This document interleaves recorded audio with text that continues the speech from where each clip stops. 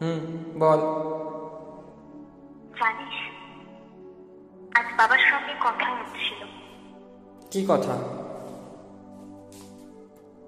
বাবার তো আর 3 বছর চাকরি, তুই তো জানিস। এর মধ্যেই যেভাবেই হোক আমায় একটা কাজের ব্যবস্থা করতেই হবে, যাতে আমি বাবাকে বলতে পারি যে আর কিছুদিন পর আমার বিয়েটা দাও। আমি অনেকটা সময় চাই সবার থেকে। নীল, আমি চাই তুই দাঁড়া, তোর পায়ের তলার মাটিটুকু মজবুত হোক, আর সেটুকু সময় আমাদের দেওয়া হোক। শ্রী, এগুলো তুই আগেও বলেছিস। হ্যাঁ, চল। আচ্ছা জানিস, এই কিছুদিন আগে আমার পাড়ার একটা দাদা, তাও সপ্তাহ 2 হবে, সরকারি চাকরি পেয়েছেন।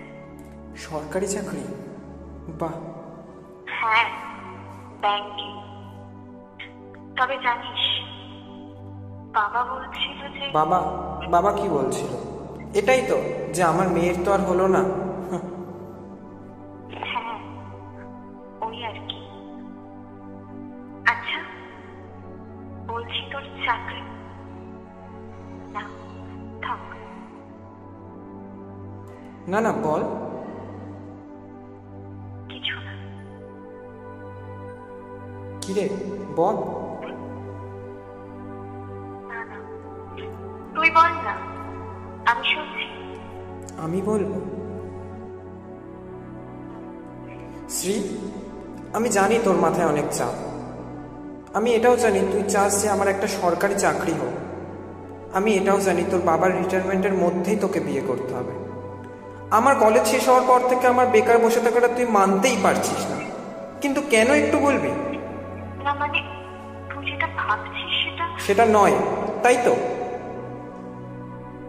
হ্যাঁ, কিন্তু তুই ভুল ভাবছিস। থাক। আমার এখন 25, বেকার, এটাই বাস্তব। এটা কেন মেনে নিচ্ছিস না? আর 2 বছরের মধ্যে সরকারি চাকরি হবে, এর কোনো রকম দায়িত্ব আমি নিচ্ছি না শ্রী। আমি তো করছি সব রকম চেষ্টা, কিন্তু শ্রী, সরকারি চাকরিটা না পাওয়া কি কোনো দোষের? না মানে তুই ঠিক কি চাস? আজ 10 বছর আমার সঙ্গে আছিস, 20 টাকা পকেটে থাকলে তোকে 10 টাকার ক্যাডবেরি, আর বাকি 10 টাকা আমার বাস ভাড়া। হ্যাঁ, হয়তো তোর জন্মদিনে তোর প্রিয় জিনিসগুলো বাবার টাকা দিয়ে এনে দিই, বা হঠাৎ সন্ধেবেলা কখনো দামি বাইকের পিছনে বসিয়ে তোকে সারাটা শহর ঘোরাই, কিংবা কোনো দামি রেস্তোরাঁ, সেখানেও তোকে নিয়ে যায়। আমার ফাঁকা ওয়ালেটে আমার ভবিষ্যৎ লেখা নেই শ্রী, তুই কখনো প্রশ্ন করিসনি। কিন্তু 10 বছর, সেটা তো কম নয়। প্রথমত আমরা সমবয়সী, দ্বিতীয়ত কাজের অভাব। 1000টা ভালোর মধ্যে 10টা ভালোকে ছেঁকে তোলা। সরকারি চাকরিটা এতটা সহজ নয়। আর নয়তো ঘুষের চাকরি। আমার যোগ্যতায় যদি পাই তবেই সেটা আমার, আর নয়তো সারা জীবনের কলঙ্ক ঘুষের চাকরি, ওটা নিতে পারবো না। মধ্যবিত্ত ঘরের ছেলে তো অনেক কিছুই সোকল শোভা পায় না। তবে আমি যা তাই সত্যিটুকু ধরে রেখেছি বলেই আজ 10টা বছর তুই আমার সাথে। তোকে নিয়ে চিন্তা আছে, আমার অনেক স্বপ্ন তোকে নিয়ে শ্রী। সরকারি চাকরি না হলেও কিছু একটা করব। বেকারত্বটা আজকে, কাল তো নাও থাকতে পারে। ফাঁকা ওয়ালেট আর বাবার কষ্টের টাকা দিয়ে দেওয়া দামি জিনিসপত্র কখনো কারোর ভবিষ্যৎ হতে পারে না। আর তুইও তো আছিস, তুইও করবি। দুজন মিলে ঠিক চালিয়ে নেব। আর সবশেষে সব চেষ্টা করেও যদি না দাঁড়াতে পারি, তাহলে তোকে পাওয়ার আশা আমায় ছাড়তেই হবে।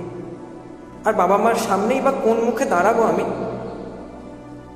বাবা মা বোনকে রেখে সুইসাইড করব? তবে শ্রী, 10টা বছর তো শুধু হাতের কর নয় যে গুনে ফেললাম। শ্রী, শুনছিস? ভরসা করিস তো আমায় শ্রী?